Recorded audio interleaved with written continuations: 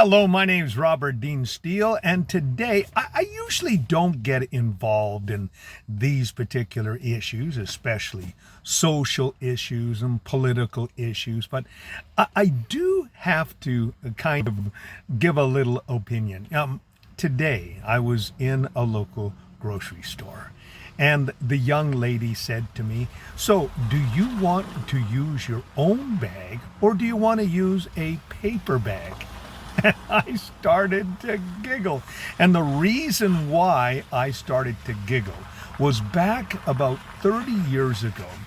There were a whole bunch of people who were, and we would call them environmentalists, that were basically saying, well, because we're using paper bags, we're putting our forests at risk.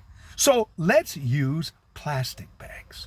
Well, now, of course, in the last 8 or 7 years, we've had a political agenda going on in my country where now we have, political people, educational people, environmentalists saying, well, plastic is really bad, especially single-use plastic.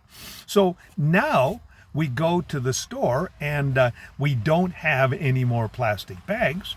We have our own bags, which is not a bad idea. But now coming back to paper and saying that it is, of course, reusable and, it is coming from trees, and trees are, of course, can grow again, that sort of situation. It's really kind of silly when you think about it. Now, let me tell you a little bit about my testimony. When I was a young lad living in southern Alberta, I had a principal who was, of course, a bit of an environmentalist and a bit of a proactiveness. And so he would bring all these films and all these people to our school, our elementary school, and they would tell us how bad pollution was and things like that. I remember this one particular speaker who, he was talking to us in an afternoon type of seminar, where we all gathered together, auditorium type situation. And he was telling us about the fact that we should not drive our cars anymore. And he was talking about how bad cars were and polluting, etc., etc.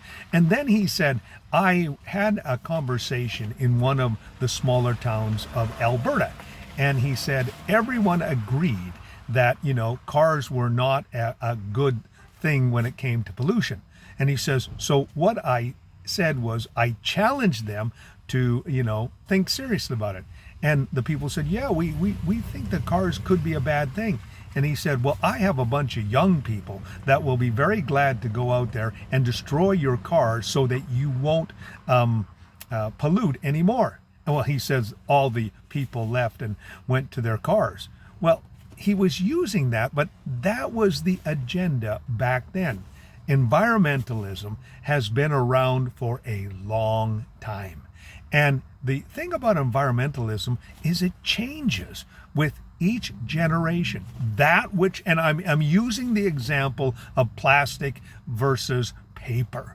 I mean, 30 years ago, we were so concerned about our forests being cut down and the pulp and paper and the and I should say the paper bag being used every day in supermarkets. And now, they flipped the switch and now they say that plastic is not the answer. And yet 30 years ago, they said plastic was the answer.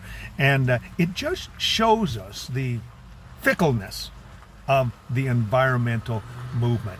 And I guess it's whoever is at the time, expounding what they're talking about, it becomes the agenda politically, educationally, socially. And when you've been around as long as I have, unfortunately, you see these cycles over and over again. And I perfectly admit that when I was a young person, I was definitely environmentally active and environmentally conscious. But then over time, you begin to see, well, the folly of some of it. And I'm not saying that we're not doing some damage to our planet and that we should be good stewards of it. But let's not allow the silliness that we see going on today in politicians. What, for example, our budget person, the treasurer, the finance minister said just recently that, well, it's okay if we go to $8 a gallon in our particular country, spending $2 a liter. And we have some places in our country where they're spending more than $2 a liter. And it's mostly taxes. And so we find ourselves with accelerated rates and paying for things that, we have no control over. Our country of Canada contributes less than 1% of the pollution in the world.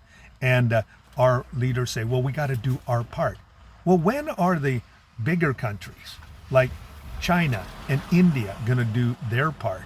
They're not, because economically, of course, they want to see their countries elevated. Where we have the other side, where we have, those who are currently in our government saying, well, we need to go back to horse and buggy day.